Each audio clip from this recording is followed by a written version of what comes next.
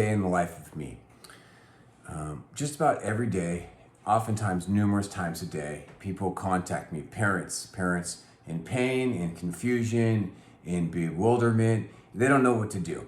Essentially what that means is that, we all have these invisible parenting toolboxes, right? I can't see yours, you can't see mine. And we use these tools for good, to build harmony, to build self-esteem, to build love, to build obedience, to build responsibility, grit, all that good, awesome stuff. So then our kids being kids, they're imperfect, they're little humans. They're dealing with all these emotions, hormones, fears, thoughts, wants, desires, buttons, just normal stuff, just very extreme, very highlighted because they're kids. And then what we do is we try to use our parenting tools, because some of us have more than others, to do good things, because that's what tools do. We use tools to fix things, to build things, to repair them. And essentially every time you see me, essentially what is happening between me and you is I'm not your therapist, I'm a parent coach. And so really what I focus on is putting new tools in your toolbox and giving you tools for your mind and giving you tools for your mouth. Right, so tools for the mind, how to process this, what is happening in my mind and my emotions between me and this child, this parent.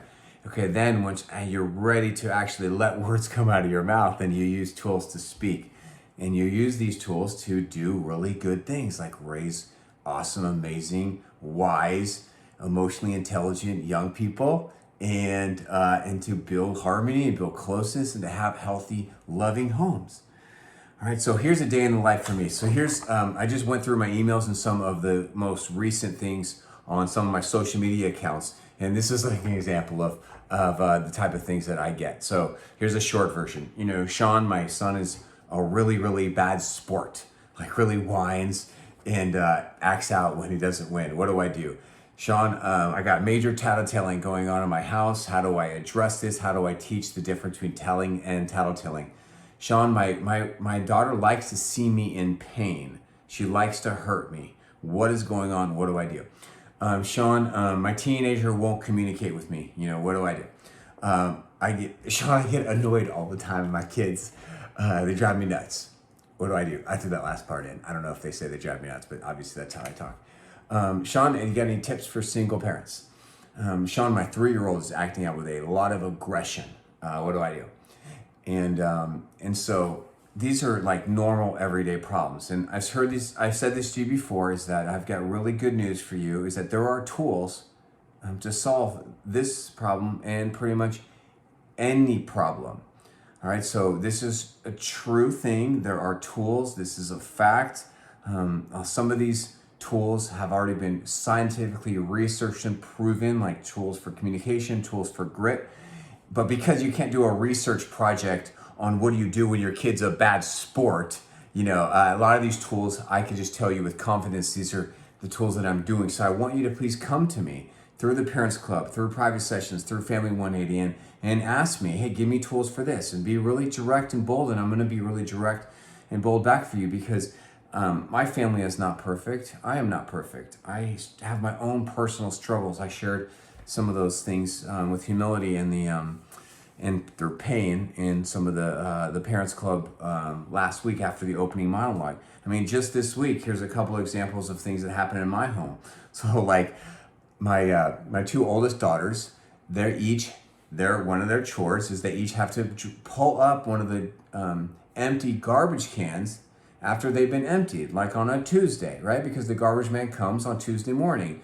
And it's just a big deal for me. I feel loved and respected, and I feel honored that they would pull these things up so that my neighbors who don't keep their garbage cans out on the curb, can have a clean court.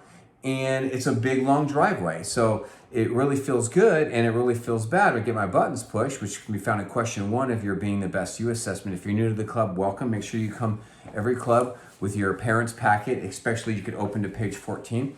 And that's kind of like one of your tool guides to help process like kind of the things I teach about.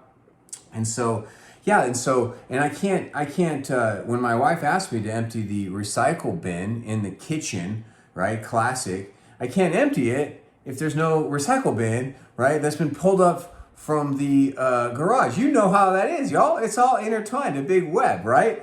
And it really, it really affects us all when one of the daughters is not cleaning up the dog poop of our brand new puppy, right? Because then we're gonna be stepping in the crap, and that's crappy, and it stinks, and maybe the dog is gonna trample and bring poop into the house. I mean, seriously, wow, that would be the worst.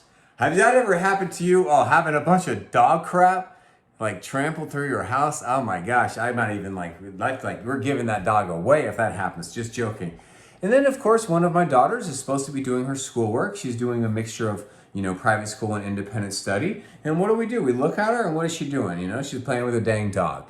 And so I wanna give you some direction and some advice today on how to solve these problems. Now, later on in this club, I'm gonna be talking with a mother, and her name is Jessica, and she's here in this live Zoom. What is up, Jessica? How's it going? You want to say hi real quick so I can see your face at all? How's it going? Oh, there we go. Hello. Hey, good to see you. So you sent me the longest email I've ever gotten in the 2.5 years of the Parents Club, and it was there's a lot in here, and so I will be coming back to you in about 15 minutes, and we can talk about your situation. Is that cool? Yes, thank you. All right, thanks, Jessica. All right, so I'm gonna give Jessica some specific action steps, like tools, like use this type of wrench, this type of hammer, approach it this way. Okay, you can't come in the side door. Here's how you come in you can't come in the front door. Here's how you come in the side door. Okay, this is how you wanna approach this power struggle. Here's how you wanna approach screens with your very hot-tempered 11-year-old stepson, because I don't think, based on your reading it, you have the best screen approach. So allow me to offer you this tool and see if it's a good fit. But here is some tools for all of us. And if you're listening to this on a replay, if you're listening to this live, or you're listening to this maybe on a YouTube that I've uploaded, I just want you to take a deep breath. And I want you to just settle down in your chair. I want this to be a little bit of like me time. Not me, this is you saying, this is my me time. This is for someone that cares about me, to pour into me, to comfort me, to build me up. And I'm gonna really listen to these words that this person is about to say to me, okay? Here's what I want us all to do. Let me give you some high-level professional coaching from someone who's been coaching your sons and daughters for 24 years. And I hope you know, if anyone has ever watched my videos before, here is a big little secret. Every single thing I ever say to you in person or through the screen, I say it to myself first. Why do I get so passionate on this camera and I scream a lot and I say wild, crazy things?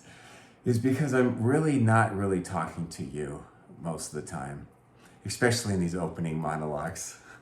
So there's really one person I'm talking to, and that person is Luke Bryan. No, just joking. It's me. I'm just talking to myself, and I know how to talk to myself, and I know how to counsel myself, and I know that I need coaching, I need counseling, and before I can properly coach and counsel anybody, I've got to speak the truth and speak things to myself. So here's what I want to tell you. Here's a solution for how we can solve these problems about when your kid is a bad sport, tattletaling, your daughter doesn't like to see you in pain, or they're not emptying the garbage cans or cleaning up the dog poop. Let us all be more loving. Be more loving. Let me explain.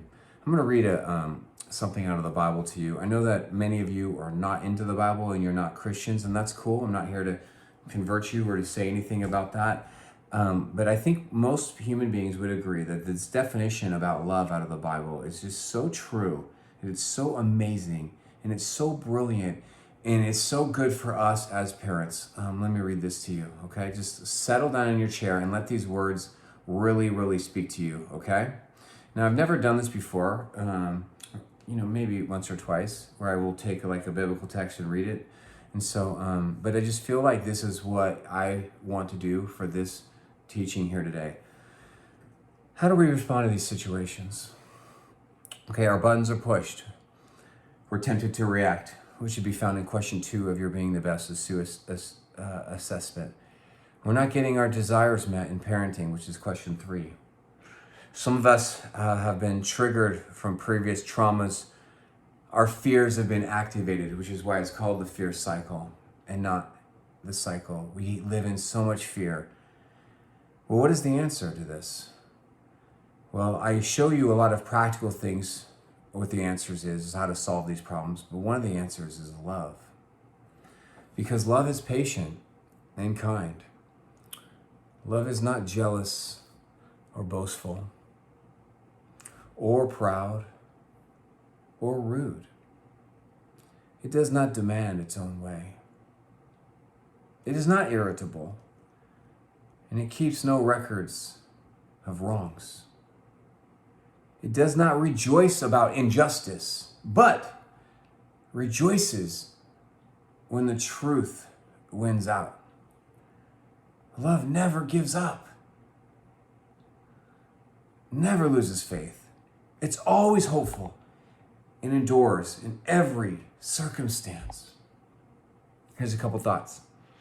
The next time you hear this verse, the next time you read it, I want you to read it in a second way now. And I want you to put your name in there.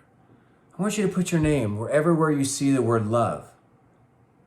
So I speak this truth over myself and really over you that Sean is patient and kind. Sean is not jealous or boastful or proud or rude to his kids or to his wife or to people. Sean does not demand his own way. Sean's not irritable. And I don't keep records of being wronged. I don't rejoice when I see injustice or someone in pain or hurting. But I rejoice when the truth wins out. And I, Sean, I vow, I'm never going to give up. I'm not going to lose faith. I want to always be hopeful. And I want to endure through every circumstance. So I was thinking about love this morning because I really wanted to address this topic of the garbage cans with my daughter. Because I'm sorry, guys, you might tell me that's not a battle worth fighting, but in my heart, it is.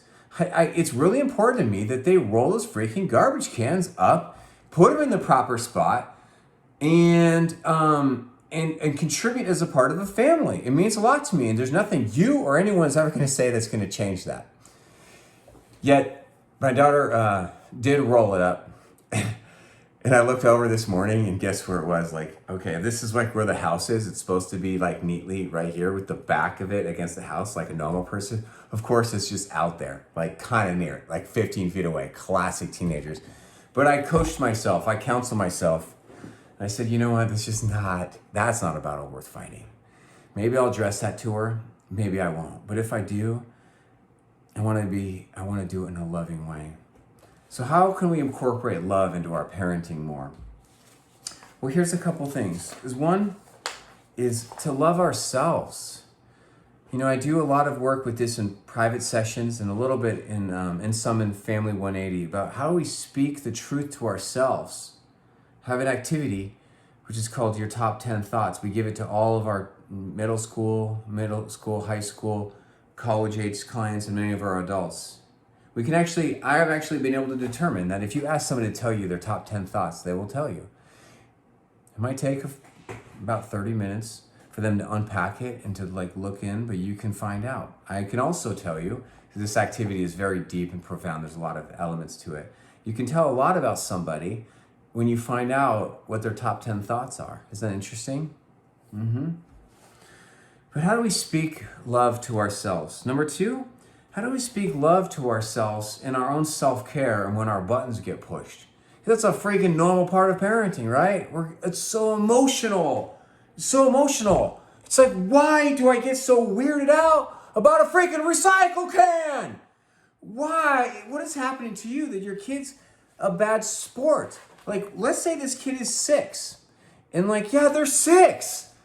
They're 6. They give temper tantrums and they lose at Candyland. It's not a big deal, man. You don't need to go write me about it. They're 6. Now, I don't know if the person's 6 or not, right? Okay. So it's like, how do we speak love to ourselves and our own emotions? Speak good things. How do we become our own counselor, giving ourselves good advice? A big part of our work together here in the Parents Club is about stopping this fear cycle and this pattern of buttons to reactions, right? And how to replace them with healthy tools. Like the number one tool in the history of mankind, the number one tool I teach. If you've been in the club, I hope you know the answer to this. The answer is what I call a heart talk, right? Because in a heart talk, it's complex. There's a lot of elements to it. There's speaking, there's listening, there's teaching. And I'm going to show, I don't know if I'm going to do this with Jessica today because her situation is kind of complex, and I think it requires more than like a 15-minute, talk in a parents club. She might really benefit from like a private session or like some extended time with me. But I'm going to do my best. It's freaking hard, right? It's freaking hard. Like trying to give people advice, want to be a good advice. I don't know these people. I don't even know what's going on. It's like you want me to give advice. I don't even know the situation, right? It's like, I don't know. It's like, it's scary, It's scary, like, being somebody where people ask for advice for. Because, like, I gotta really, like, make sure I give good advice, And so, but how do we love our family, right? Like, I think it was, like, how do I handle this situation in a very loving way? Because avoidance is not loving. People-pleasing is not loving. Rescuing is not loving. It's not loving. How do we teach love in a family? How do we teach love in a family? One person recently wrote me and said, hey, the email just came out literally right before I hit record on this. Said, hey, my teen daughters treat me like garbage. They're on all their screens all the time. Think about that. Is that a loving home?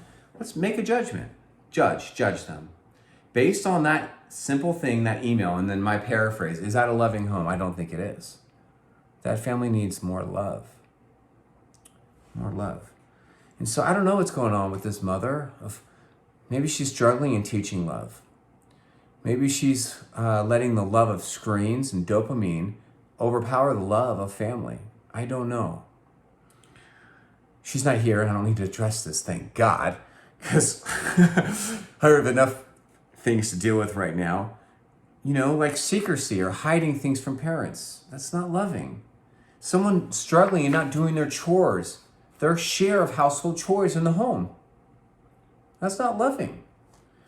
One person snapping at another person in the home. That's not loving. Recently, as we wrap up this, I realized that I've been caught up in a pattern, an imbalance in my own life.